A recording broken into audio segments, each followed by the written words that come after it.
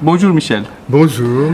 Merci beaucoup d'avoir accepté Oui. cette petite conversation. Nous sommes, comme on dit, au marché de poésie, 41e édition. Nous sommes juste à côté de Saint-Sulpice. Aujourd'hui, dernier jour, 23 juin 2024, et je te kidnappe. Eh bien, je te remercie. Alors, c'est depuis notre dernière rencontre. Qu'est-ce que tu as fait du nouveau dans ta poésie, dans ta poétique? Oui.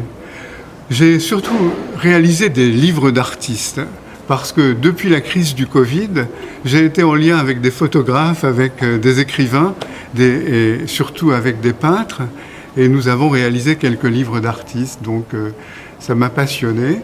Autrement, j'ai eu un deuxième recueil mais qui est paru en 2022 de mes œuvres poétiques à la Rumeur Libre. Et puis, cette année est paru, à l'instant, là, juste avant le marché de la poésie, une réédition d'un roman poétique, d'un récit poétique qui s'appelle Rue Désirée, une saison en enfance. Super. Et j'ai encore une autre question cette année-là. Qu'est-ce que tu penses de l'intelligence artificielle et déshumanisation de tout, y compris l'art?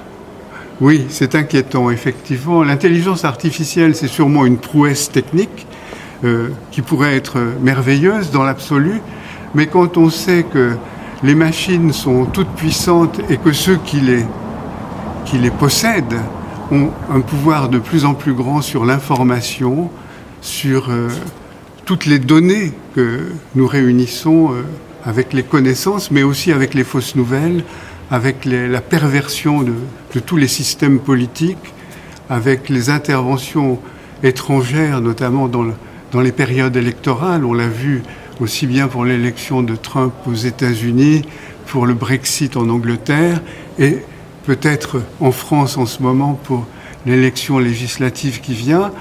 Eh bien, l'intelligence artificielle, elle intervient pas seulement en art, pas seulement pour la science, elle intervient aussi dans le domaine idéologique et parfois pour le pire. Et maintenant, tu vas nous lire quelques poèmes. Oui, je vais lire en tout cas un premier poème. J'ai pensé aux poètes grecs qui sont invités cette année au marché de la poésie, et je suis allé à Samos en 2017 et j'ai écrit, parce que j'ai rencontré la fille de Yanis Ritsos, j'ai écrit un poème en hommage à un poète que je connais bien, qui est un ami, qui est Alain Frex. J'ai écrit « Chant de Samos ou le sourire des statues ». Un papillon bleu sur une marguerite blanche, il m'a convaincu. Yanis Ritsos, seconde. C'est le titre du recueil dont ce haïku est tiré. Le cosmos est né à Samos, quand du giron d'une grotte salutaire, au-dessus de la mer, Pythagore ouvrit son âme aux étoiles. À Samos, les disciples d'Épicure se rient des dévots amers. Ils caressent d'un œil tendre les beautés de l'île, les baigneuses au sein nu. Ils goûtent la plénitude du monde réel et célèbrent les saveurs généreuses de l'amour et du vin. À Samos, pleins et déliés des côtes escarpées, écriture de l'île en encre marine, des barbes de pierre, ô philosophes de marbre, lorsque la mer, bout d'impatience, accroche des nuages à la crête des vagues. À Samos, la lumière vive de Yanis Ritsos rôde dans Karlovassi.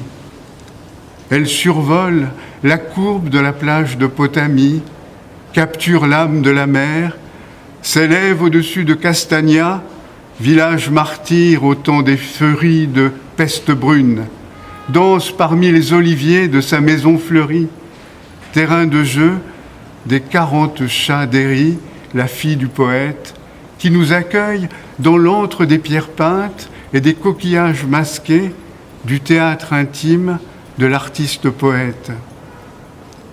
Si le pire est devant nous, déclare Héry, vivons joyeusement l'instant présent, partageons le pain et le vin de l'amitié. Un ange passe sur la table festive de l'auberge de Manolates.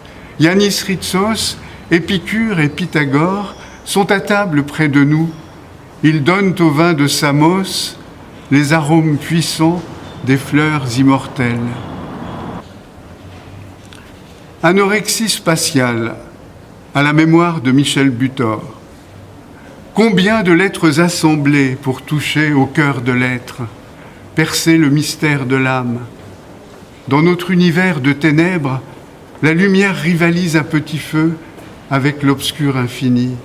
Sous nos yeux ébahis, la joie solaire partagée guide nos pas, ouvre aux beautés du monde, exauce formes et couleurs.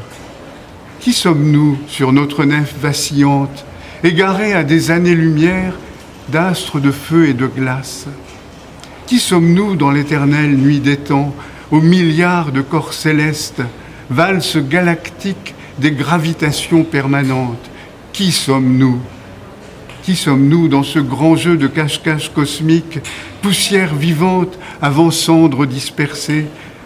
D'un bord à l'autre des océans, nous rêvons de capter le message du vent, vibrant de tous les chants d'oiseaux. Qui sommes-nous? Pulsar, pulsar, poussière d'étoiles, trou noir. Rêve et chante, petit homme, le poème est ton destin. Des arbres de sang explosent dans nos labyrinthes. Les grappes de vie suspendues à nos lèvres cherchent un souffle nouveau dans un recommencement du monde, vers des printemps palpables.